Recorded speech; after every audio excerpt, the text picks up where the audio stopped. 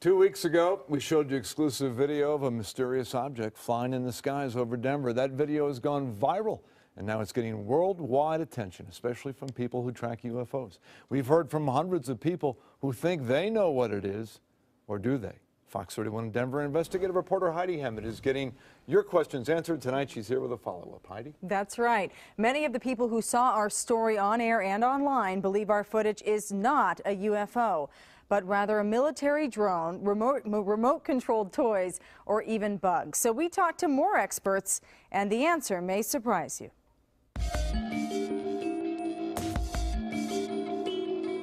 It's video being watched around the world.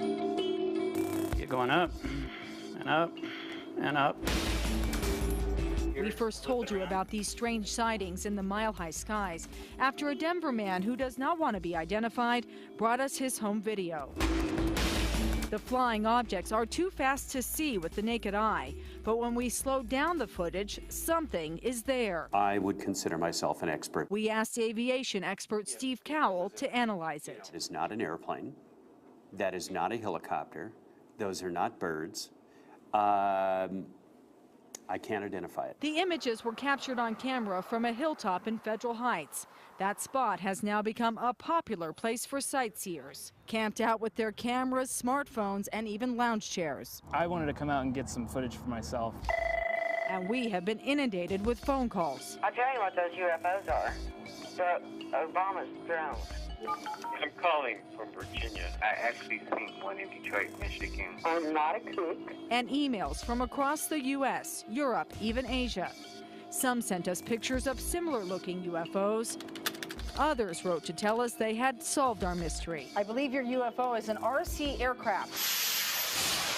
An RC, or remote-controlled aircraft, certainly seems like a possible explanation, but the man who originally shot the video spent several days in the area where the UFOs appear to be launching and landing, near 56th and Clay, and he saw no one flying a remote-controlled toy. How about military drones? Cowell also thought they were military drones until he watched the video. I don't think it's a drone. Cowell knows of no drone that looks like this. To fly unmanned aircraft, you have to get the FAA's permission.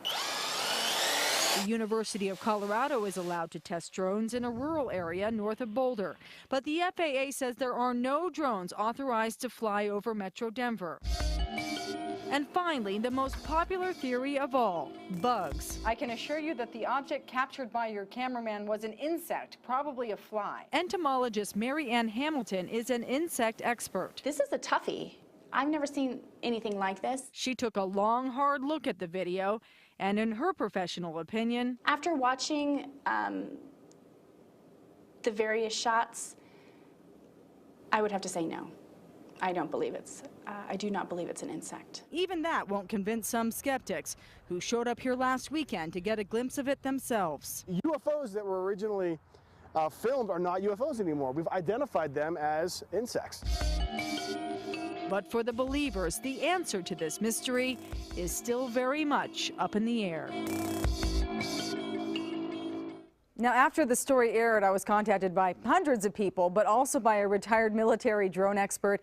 He still has a pretty top secret job, so he did not want to talk on camera. But I asked him if the military could be testing drones without notifying the FAA. He said it's possible, but not likely because it's too dangerous to do that kind of testing in a populated area like Denver.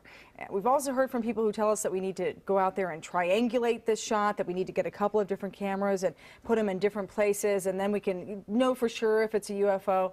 So, you know, if anyone out there has any information about that and wants to help us out, we would love to get the help. Well, you know, it's so interesting because you've gotten contact from people all over the world about this story. Right. Yes, we have. Japan, Seoul, Korea, Croatia. I mean, actually, a Japanese TV station contacted me today and asked if they could run it on there. And you've taken a lot of grief for this, yes, too. I have. I really have. You know, people are questioning my journalistic integrity.